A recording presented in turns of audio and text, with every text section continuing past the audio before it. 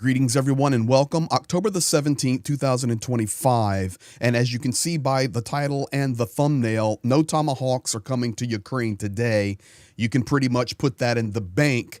Yet, not all is bad news. I have everything for you. We are about 1 hour before the Trump-Zelenskyy luncheon meeting, and I'm confident to put that title up there. I hope I can come back in a few hours and say, oh, I was wrong. But the reality is there has been a massive play this week by the Kremlin, the Russian Federation.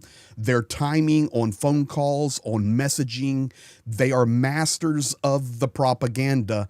And that call from Putin to Trump yesterday did put a shift on Ukraine. The good news is Zelenskyy gets into Trump's ears last. So I have everything for you pre-meeting, and then we will come back in a few hours with post-meeting. But as for now, no Tomahawks.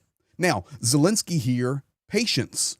It was also no F-16s. It was also no Patriots. So I'm going to begin today by thanking you for being here. Thank you for subscribing, liking, commenting. Taking that 5 seconds to subscribe or like helps us so much to spread good news, truth the best we can. So let's go straight at it. I'm going to take you inside Ukraine now from this morning. This is Parliament member, Rada member Igor Chernev, and he is in one of the areas of responsibility of security and defense and weapons, and he's speaking on Ukrainian news today. Just listen here. The Tomahawk issue is on hold for now, but all other topics will be discussed. This includes more air defense systems for Ukraine and the missiles, which will be funded through the Pearl program by our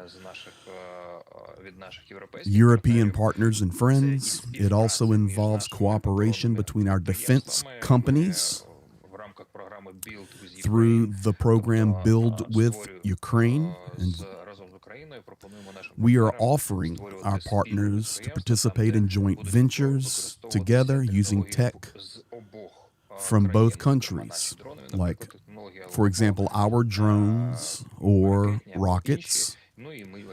We expect that partner countries will want to share their tech too, making it mutually beneficial for all of us. So there you have it. That's coming directly from the Rada today, pre-meeting. Does he have some information? Most likely yes, but it's pretty obvious to us all. We can't confirm it until after the meeting, but this is where we're heading today. Now, Zelenskyy, from his personal account, he is putting out some information that we need to pay attention to, and he's staying optimistic, although the surprise was there. He said he was surprised by Trump's statement about the conversation with Putin and the planned meeting in Hungary, and Zelenskyy reminds everyone that Orban in Hungary right now is unfriendly toward Ukraine. It was just days ago Orban said, no friendship with Ukraine, no NATO, no EU, no economic partnerships, nothing. Despite all of this, Zelenskyy and the delegation still hoping for positive decisions in their meeting. Zelenskyy also said, Putin was on a call. I am meeting personally at lunch, and I will have his ear last. And we all know many times what Trump hears last is what he goes with. And he needs to hear a few things. If you hang to the end of the video, which this is just a short update, Zelensky's got to smash a lot of propaganda that is coming out this morning. Additionally, as the MP said, Zelenskyy confirms, I've met today with Raytheon, Patriot producers, Lockheed Martin, they make F-16s, and with various energy sector leaders and government officials for their input and assistance with Ukraine. Good. Now, here is the posted schedule for Donald Trump. What is important to us is at 1 p.m., he greets the president of Ukraine. That's his Eastern Standard Time, 8 p.m. Ukraine time. At 1:15, there is a bilateral luncheon closed to the press. The greeting is open to the press. So will we get some contacts there or some statements? Maybe, but that would be pre the lunch meeting.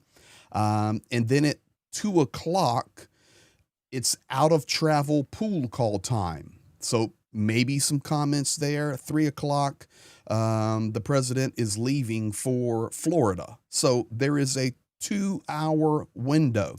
Can that change? Yes. Is it a lot of time? No. Does it look very controlled? Yes. We'll see what happens. CBS reporting just moments ago that Trump today is going to attempt to convince Zelenskyy to meet with Putin. And that opens up an entire Pandora's box due to the position of the Kremlin on Zelenskyy, due to Ukraine. It's like yesterday. What did Putin say? Or Ushakov. Trump kept talking about wanting a swift end, swift end, swift end. There's no swift end when Russia keeps talking about root causes. And I can tell you right now, the big bombers for Russia are en route from the west to the east, which they typically do prior to big bombing runs. And here we go. Going to be very interesting, and we'll be on top of all of it for you. So let's go to next. Zolkin. Zolkin's one of the Ukrainian journalists that has been very positively received by Western media. He is the one that was very famous for interviewing Russian soldiers captured early in the war.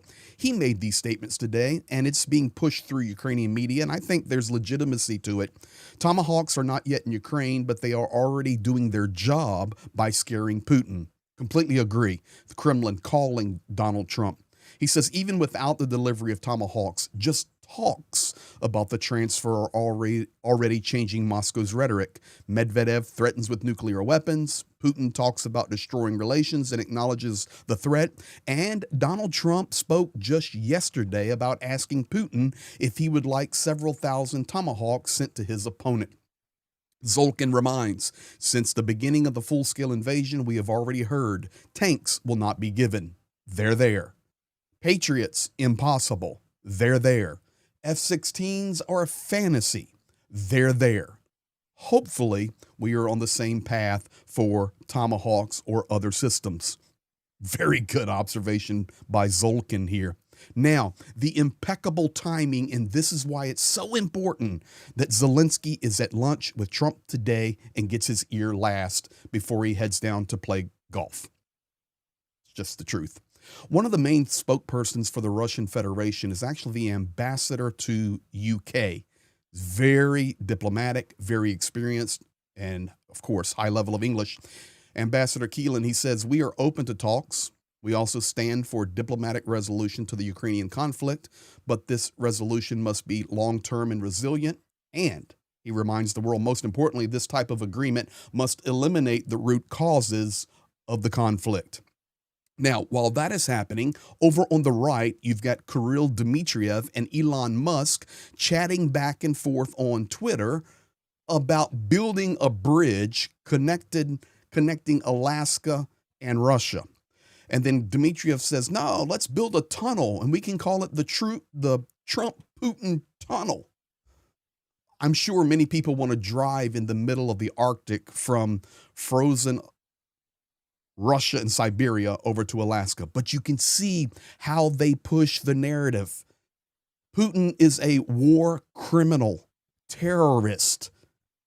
And the United States, with Elon Musk here chatting with Dmitriev about building a peace bridge with Putin's name on it. Hello, this is why it's important that Zelenskyy gets in there today. And another reason, very important, impeccable timing. Alexei Goncharenko out of Odessa. New article by Spiegel, which says the evidence against Turkhanov could have been fabricated. Baloney. Baloney. No. The mayor of Odessa that has been removed was a criminal Russian mafioso bot 100%. Donald Trump Jr. jumps on that today. So now Ukraine's democracy means kicking out elected mayors and replacing them with handpicked generals. That's not what happened.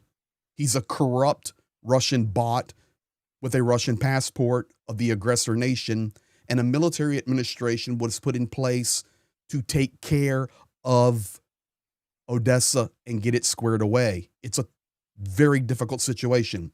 And Donald Trump Jr., if you want to talk about that, and then talk about the National Guard being sent into Portland and Chicago and Memphis, if you're talking about military going to a city.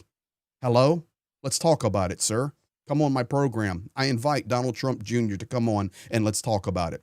But hey, I'm sure that's exactly what billions in U.S. all were meant for, right?